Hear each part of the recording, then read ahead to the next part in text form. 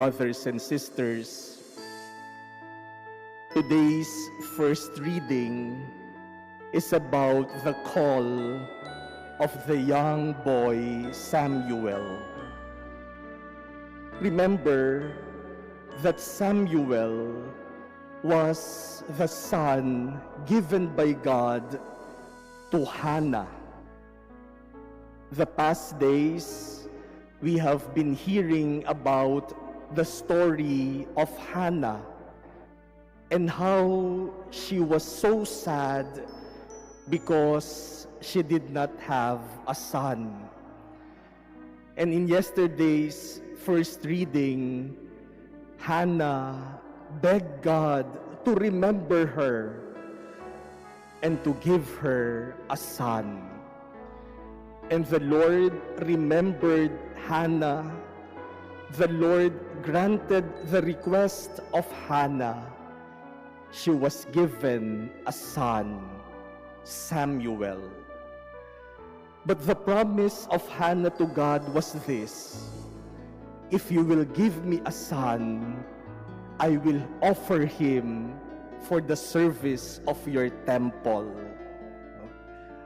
Ibigay mo sa akin ang hinihingi ko, pero hindi ko to sasarilinin. Iaalay ko siya sa iyo. And so God gave Hannah a son, and true to her promise, Hannah offered the young Samuel to the temple of the Lord. And in our first reading today, we heard that Samuel was serving the temple, the prophet, the priest, Eli. And later on, we will see how Samuel will play an important role in the history of Israel. It will be Samuel who will see the transition from being ruled by judges to being ruled by kings. It will be Samuel who will anoint the first king of Israel, Saul. And it will be Samuel who will anoint the successor of Saul, the great King David. So important was Samuel that it was said that when Samuel speaks, all Israel, from the king to the lowest citizen, listen. And this is because the first lesson that Samuel learned in being a prophet, in speaking God's word, is to listen to God. All Israel listened to Samuel because Samuel listened first to God. That is why in our first reading today, as God called the young Samuel learned to tell God, "Speak, Lord, your servant is listening." Samuel spoke God's word effectively and powerfully because he listened first to God. This is also something that we see in Jesus in our gospel today. Jesus did so many things. He healed the sick. He drove out demons from those possessed by them.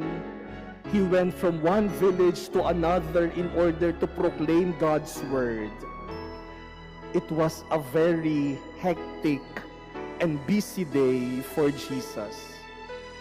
But despite the many things that Jesus did, our gospel today tells us that rising early before dawn, Jesus went off to a deserted place in order to pray. Kahit na marami siyang gagawin, gumising siya ng maagang maaga upang magdasal.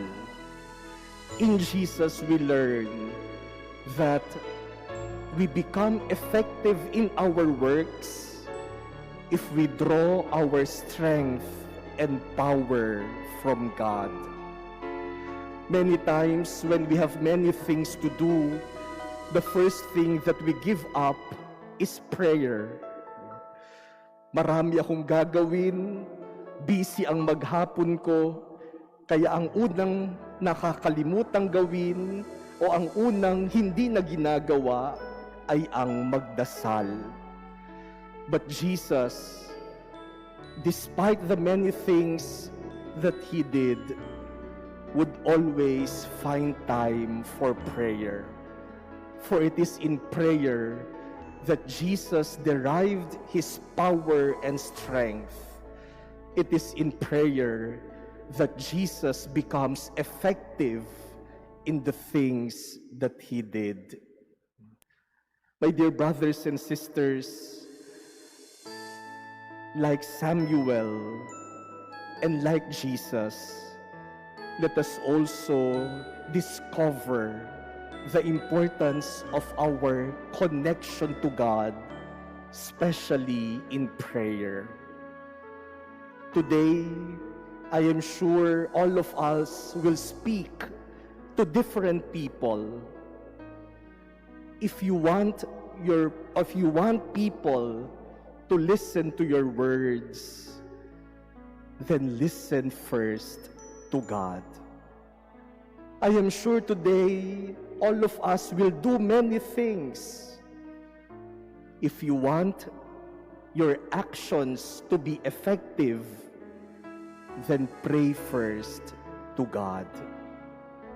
These, my dear brothers and sisters, are the secrets to powerful words and efficient works.